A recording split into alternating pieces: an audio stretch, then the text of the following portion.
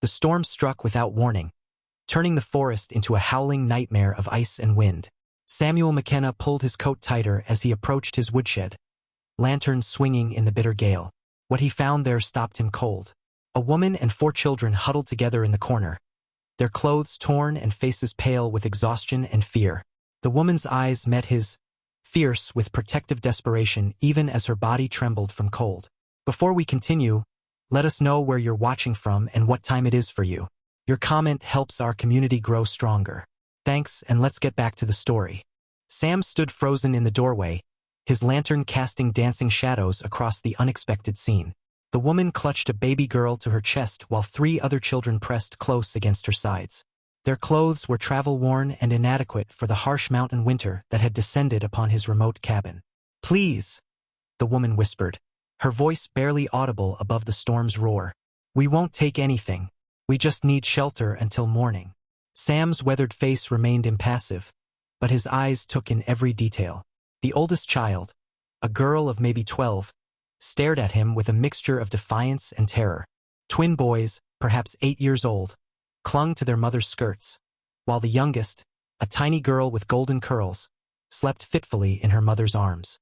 For a moment that stretched like eternity, nobody moved. Sam had lived alone in these mountains for 7 years, avoiding human contact, preferring the company of trees and wildlife to the complications that people brought. His cabin was his sanctuary, a place where he could exist without questions or expectations. But the wind howled louder, and he saw the baby shiver in her sleep. "Come on then," he said gruffly, stepping aside. "Can't have you freezing to death in my shed." The woman's relief was palpable, though she remained cautious as she gathered her children and followed him through the storm to his cabin. Sam pushed open the heavy wooden door, and warm air rushed out to greet them. The interior was sparse but clean, with a large stone fireplace crackling with orange flames and simple handmade furniture scattered throughout the single large room. "Sit by the fire," Sam instructed, hanging his lantern on a wooden peg. "I'll get blankets." The children moved like nervous animals, staying close to their mother as she settled them on the rough-hewn bench near the hearth. Sam disappeared into what appeared to be a small bedroom, returning with an armload of thick wool blankets that smelled of cedar and wood smoke. "Thank you," the woman said as he handed them over. Her voice was cultured, educated, which struck Sam as odd for someone traveling these remote mountain passes in winter. "I'm Martha Collins. These are my children Emma, Jacob, Joshua, and Sarah." Sam nodded curtly. "Samuel McKenna. Most folks call me Sam." He paused, studying their faces in the firelight. "What brings you up here in weather like this?" "Nearest town is 3 days' ride in good conditions." Martha's arms tightened around the sleeping toddler. "We were traveling to Colorado. Our wagon broke an axle yesterday, and we had to leave it behind. We've been walking since dawn." It was a partial truth at best, Sam could tell. The woman's eyes held secrets, and there was something in the way she glanced toward the door that suggested fear of more than just the storm. But pressed further questions weren't his way, and the children looked half-starved. "When did you last eat?" he asked instead. "Yesterday morning." Emma, the oldest girl, spoke up for the first time. Her voice was steady despite her obvious exhaustion. Sam moved to his small kitchen area, pulling out supplies. "I've got beans and salt pork, some cornbread from yesterday. It's not fancy, but it'll fill your bellies." As he prepared the simple meal, Sam found himself stealing glances at his unexpected guests. The twins had fallen asleep against their mother's shoulders, their identical faces peaceful in the warm glow of the fire. Emma sat straight-backed and alert, clearly the family's secondary protector, and Martha herself watched everything with intelligent eyes, taking in the details of his cabin, his movements, his character. "You live here alone?" she asked quietly. 7 years now," Sam replied, stirring the pot of beans. "Built this place with my own hands after." He stopped himself. His past wasn't for sharing with strangers. "It's beautiful," Martha said, and she meant it. The cabin was simple but well-crafted, every board and joint showing careful attention. Shelves lined the walls, filled with books, carved wooden figures, and practical items. It was the home of a man who valued quality and solitude. The storm raged outside, rattling the windows and howling down the chimney. Sam served up portions of the simple stew, watching as his guests fell upon the food with barely concealed hunger. Whatever had driven them into these mountains, they'd been traveling hard and eating little. The storm should pass by morning, he said, settling into his own chair with a bowl. Roads will be muddy, but passable. Martha nodded, but Sam noticed she didn't look relieved at the prospect of leaving.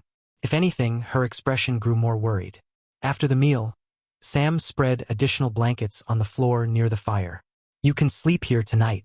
I'll take the bedroom. He paused at the doorway. Door has a good lock, and I'm a light sleeper. You're safe here. Something in his tone made Martha look up sharply. Their eyes met across the flickering firelight, and she saw something there that surprised her. Understanding. This gruff mountain man somehow knew they were running from more than winter weather. Thank you, she whispered. Sam nodded and disappeared into his room, leaving the family to settle in for the night. But sleep didn't come easily for any of them. Martha lay awake listening to the storm and her children's breathing, while in the next room, Sam stared at the ceiling and wondered what he'd gotten himself into. Morning brought unexpected clarity and continued storm. Sam woke to the sound of quiet voices and emerged to find Martha helping Emma prepare breakfast from his supplies. The twins were awake but still wrapped in blankets, and little Sarah sat on the hearth playing with wooden blocks Sam had carved years ago for reasons he'd forgotten. Storm's not finished, he announced, peering out the window at the continuing snowfall. Be another day at least before travel's safe. Martha's shoulders sagged slightly with what might have been relief disguised as disappointment. We've imposed on your kindness too much already. Nonsense, Sam found himself saying. Can't send you out in this weather. Children would freeze before you made it a mile. The day passed quietly. Sam showed Jacob how to whittle a simple whistle while Joshua watched with fascination. Emma helped her mother with small tasks around the cabin, and Sarah seemed to have claimed Sam's lap as her favorite spot for afternoon naps. The mountain man found himself oddly comfortable with these small invasions of his solitude. That evening, as they shared another simple meal, Martha finally began to share her story. Her husband had died 2 years ago, leaving her with debts and 4 children to raise. She tried to make it work, but her late husband's brother had other ideas about the family's future that didn't include Martha's independence or the children's welfare. We left in the middle of the night, she said quietly, her hands wrapped around a cup of pine needle tea. Took what we could carry and started west. I have a sister in Colorado who said we could start fresh there. Sam listened without judgment, understanding more than she realized.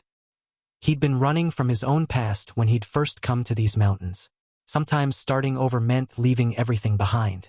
The second night passed more peacefully, with the children less afraid and Martha beginning to relax her constant vigilance.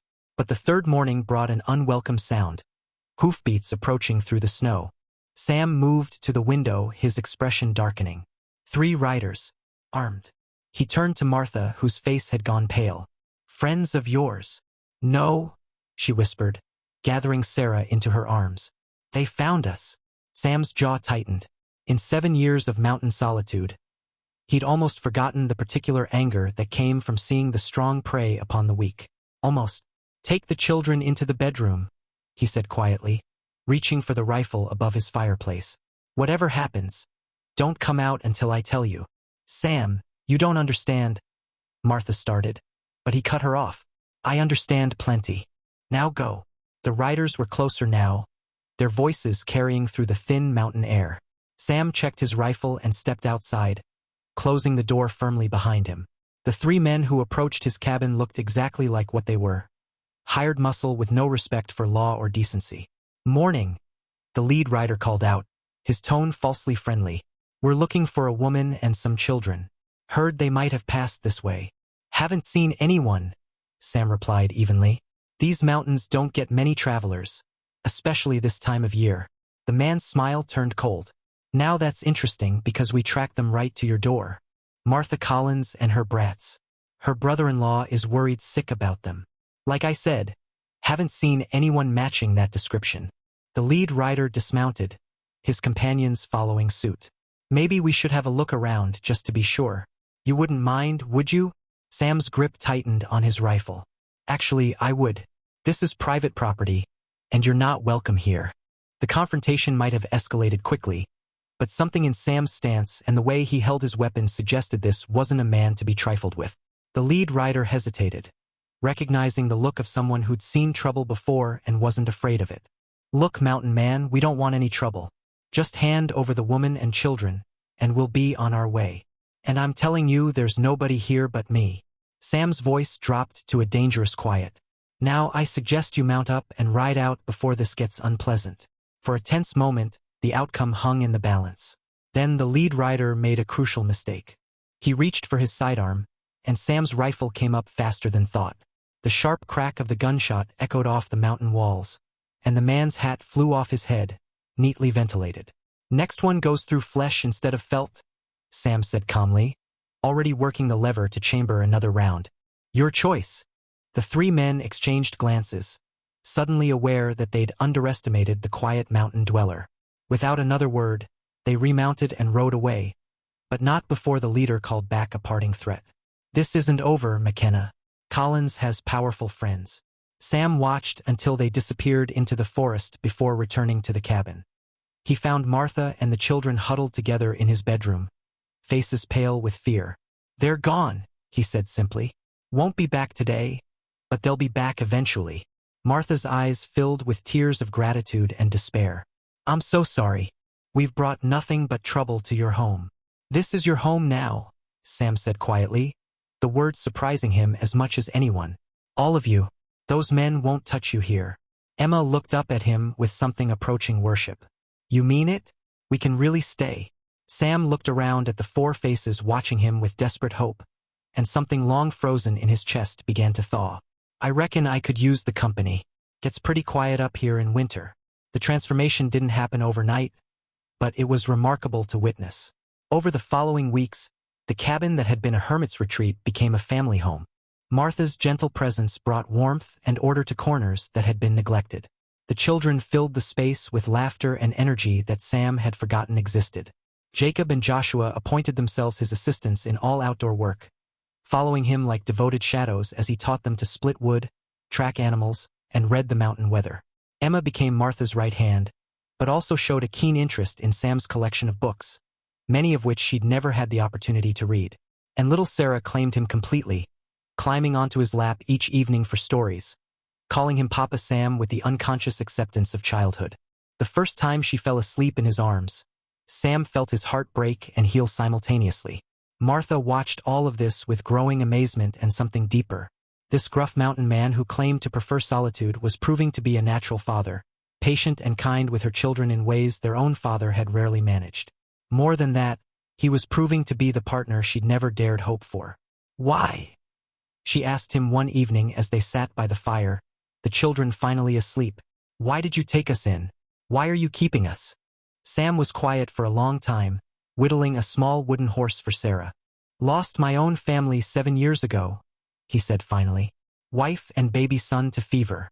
Thought I was done with family after that. Thought it hurt too much to risk again. And now? He looked up at her, his eyes reflecting the firelight. Now I think maybe some risks are worth taking. These children need a father, and you. He paused, choosing his words carefully. You make this place feel like a home instead of just a shelter. Martha's breath caught.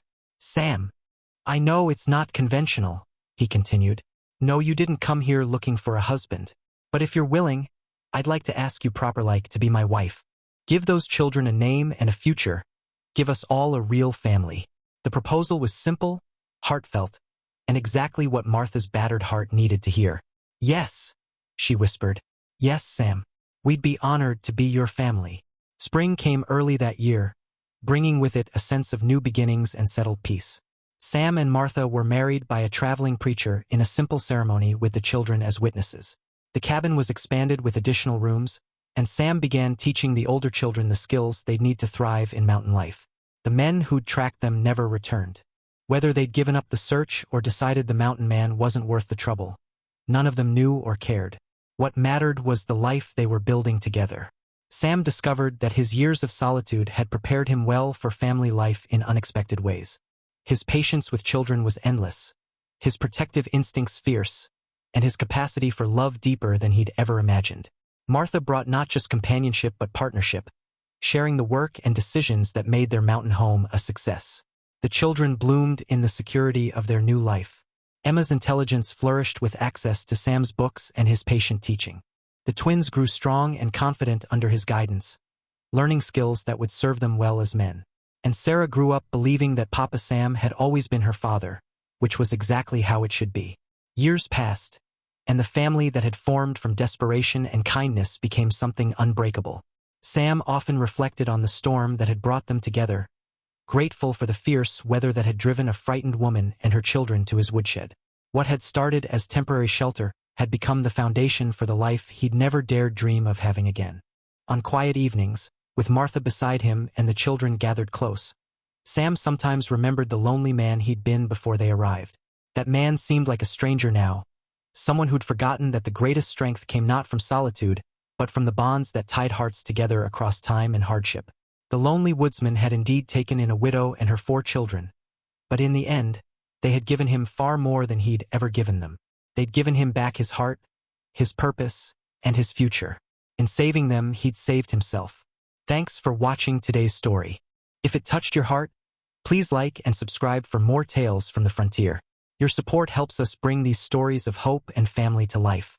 Until next time, remember that sometimes the greatest adventures begin when we open our doors to those in need.